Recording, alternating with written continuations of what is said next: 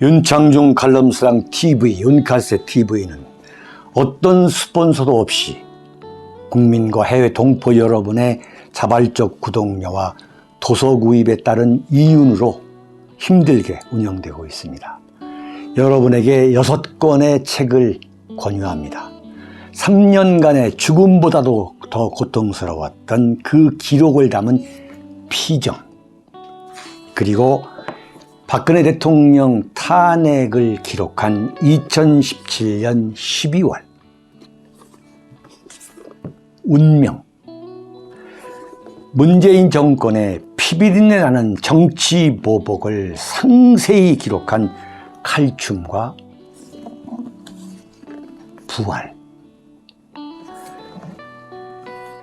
박근혜 대통령의 탄핵이 과연 정당했는가, 유승민의 배신의 정치가 정당했는가를 물으면서 제가 대구에 내려가서 쓴 깃발, 이렇게 6권의 책을 권유합니다.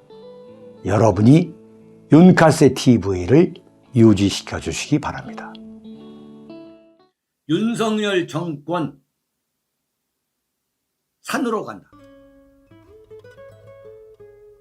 네, 배가 산으로 간다는 거예요. 앞에 쭉 제가 말씀을 드렸죠. 이번에는 인사 문제입니다. 인사 문제.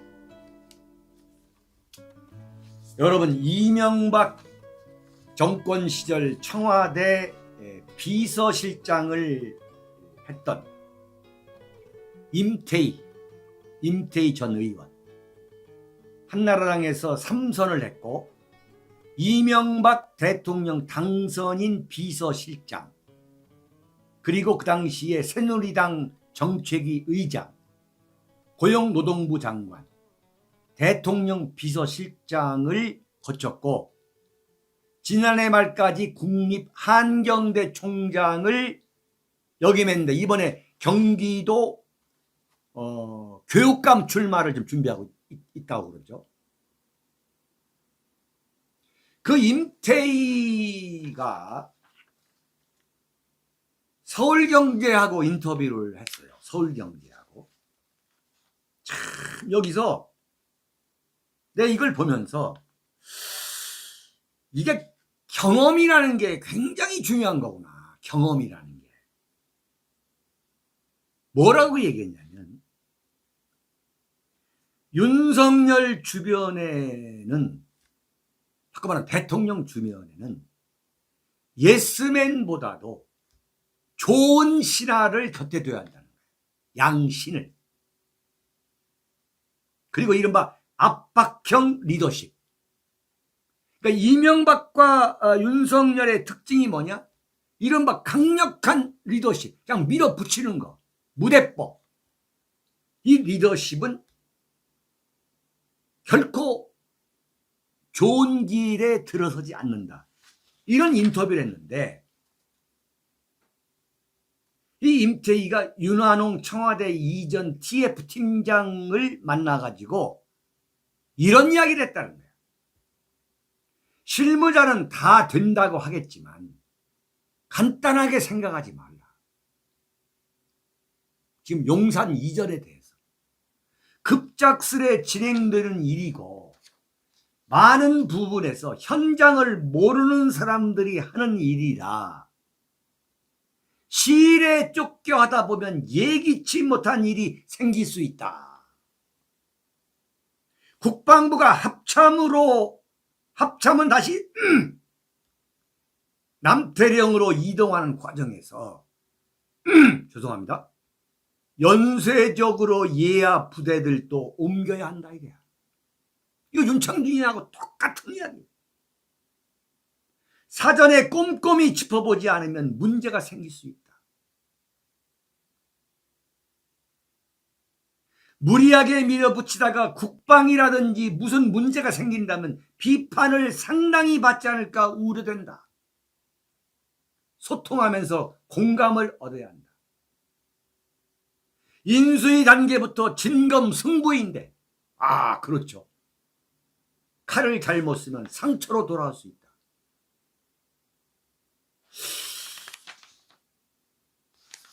정말 정말로 이건 제가 지금까지 주장해온 내용을 똑같이 얘기한 거예요. 임태희가 윤석열 정권 망하라고 이런 이야기를 할 이유가 없어. 두견환이 말씀하셨네. 차라리 세종시를 하라. 차라리 참 정말로 오랜 시간을 두고 내가 임기 5년 안에 다음 대통령이 와서 근무할 수 있도록, 그리고 앞으로 대한민국이 5,000년 갈 수 있는 새로운 대통령 집무실을 만들겠다, 이렇게 하면 몰라. 근데 지금 뭐야? 5월 10일부터 근무하겠다. 5월 10일부터 근무하는 건 완전히 이제 무산이 된 거야. 근데 여기서 지금 이런 리더십의 스타일도 문제지만, 제가 오늘은 정말 윤석열 이 당선인과 정권의 인사 문제를 제가 한번 본격적으로 한번 제가 종합적이고 구조적으로 한번 설명을 할까요? 이렇게 보니까 지금 국무총리부터 거론되는 인물을 보니까 한마디로 윤석열 정권은 무슨 인사냐? 흘러간 물로 물레방아를 돌리는 인사야. 난 정말 이런 정권 처음 봤어.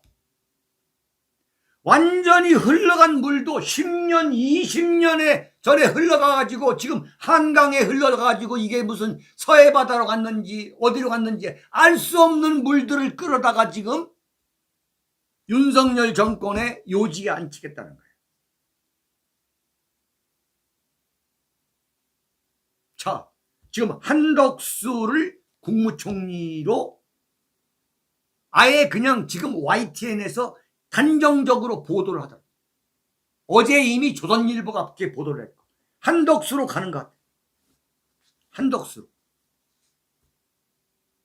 한덕수란 사람은 어떤 사람이냐? 1970년 행정고시에 합격했어요. 경기고등학교를 나와서 서울대 경제학과를 나왔어요. 1970년. 이 양반이 올해 나이가 74살이에요. 박정희 정권 전두환, 노태우, 김영삼, 김대중 정권, 이명박, 박근혜 정권까지 문재인 정권만 빼놓고 7개 정권에서 모든 관직을 했던 사람이에요. 야, 정말 어마어마한 사람.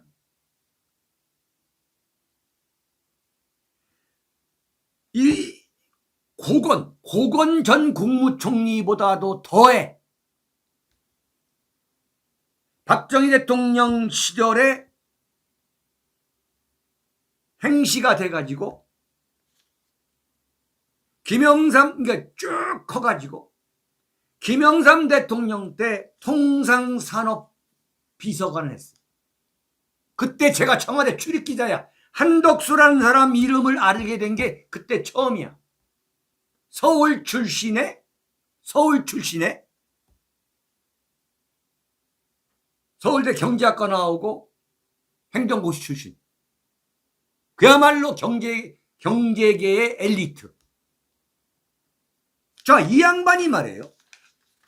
김영삼 대통령 때 뭘 했느냐면 통상산업비서관을 마치고 특허청장을 하고 통상산업부 차관을 합니다.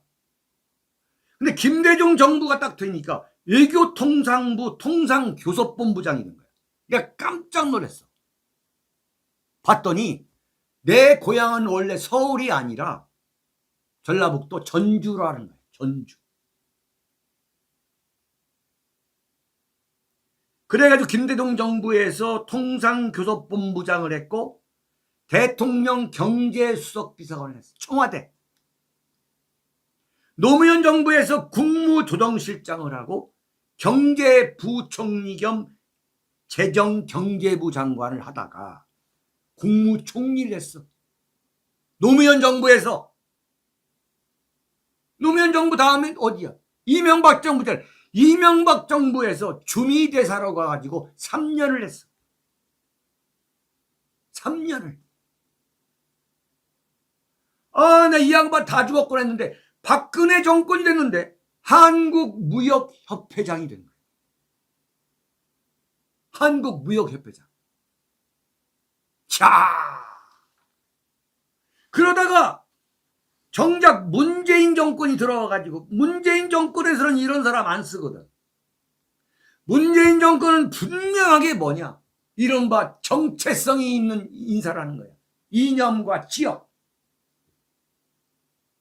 문재인을 지지한 세력에 대해서는 절대 배신을 하지 않는 거야. 그래서 문재인이가 46%가 되는 거야. 지금 퇴임하려면 며칠 남지도 않았는데. 선라이스님 감사드립니다. 예예. 윤창종 화이팅 짝짝. 문재인 정권에서는 이런 사람을 쓰지가 않아. 문재인 씨가 대통령 청와대 비서장하고 민정수석하고 사회수석 하면서 한덕수란 사람이 어떤 사람인가를 이미 다 아는 거야. 근데 그 사람을 국무총리로 지금 쓰겠다는 거야. 그 사람을. 네? 이미 확정이 됐어. 이른바 행정의 달인이라고 하는 가면을 쓴 처세의 달인들. 네? 고건 한덕수.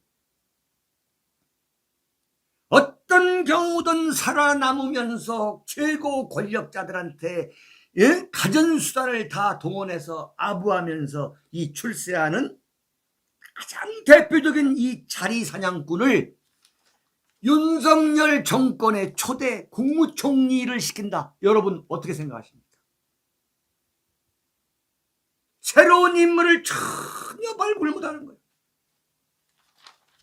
그래서 봤더니 이제 한덕수 말고 김병준, 김한길, 박주선, 흘러간 물도 지금 이미 물레방아에서 바로 흘러가는 게 아니야. 저게 한강을 거쳐서 서해바다를 갔는지 태평양을 갔는지 알 수 없는 사람들을 다 불러다가 국민 통합이라는 거야. 자, 이 정권은 안 된다. 자, 여러분 보세요. 문재인 정권한테 왜 여러분들 그렇게 욕을 했습니까? 안보에 문제 있다. 안보에. 네? 여러분 문재인 정권의 청와대에서 국가안보실장 초대 누구냐? 정의용이에요. 정의용. 정의용이라고 하는 이른바 베테랑 외교관을 시킨 거야. 물론 정의용이가 무슨 통일 외교 안보 그 전공은 아니었어요. ILO 제네바에 있는 ILO 대사였어. 안보 전문가는 아니었어. 그러나 정통 외교 관료로서의 그 내공이 있다는 건 우리가 인정을 해줘야 돼. 지금 국가안보실장이 누구야? 서훈이야.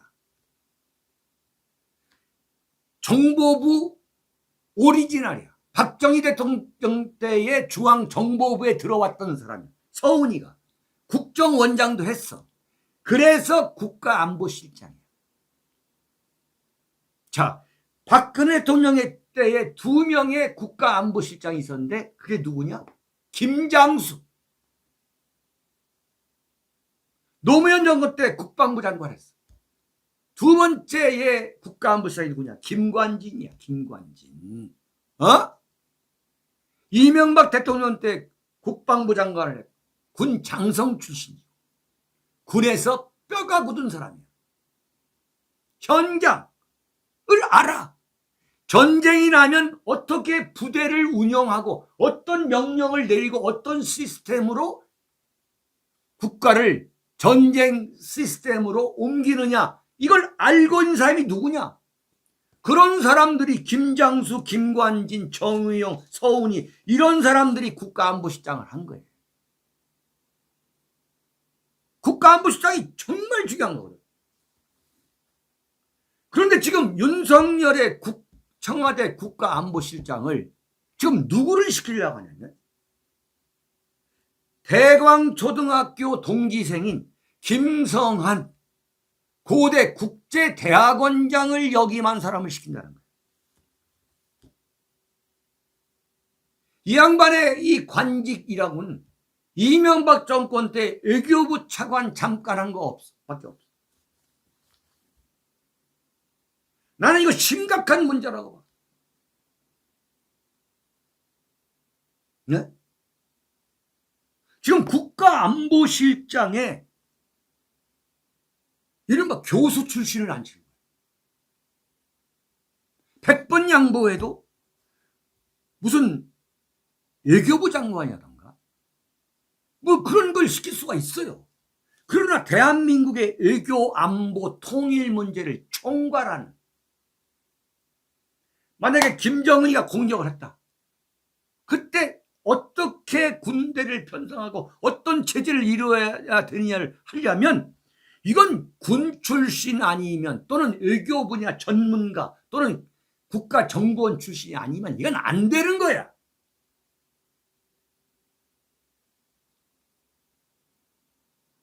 근데 김성환이하고 윤석열과의 관계는 딱 뭐냐? 대광초등학교 동기생이야.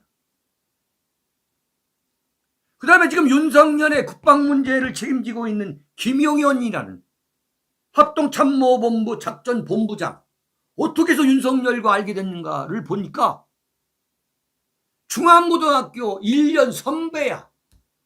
윤석열 당선인보다. 이건 완전히 국가의 인사에 이건 완전히 사적 인연이 중시되는 거거든.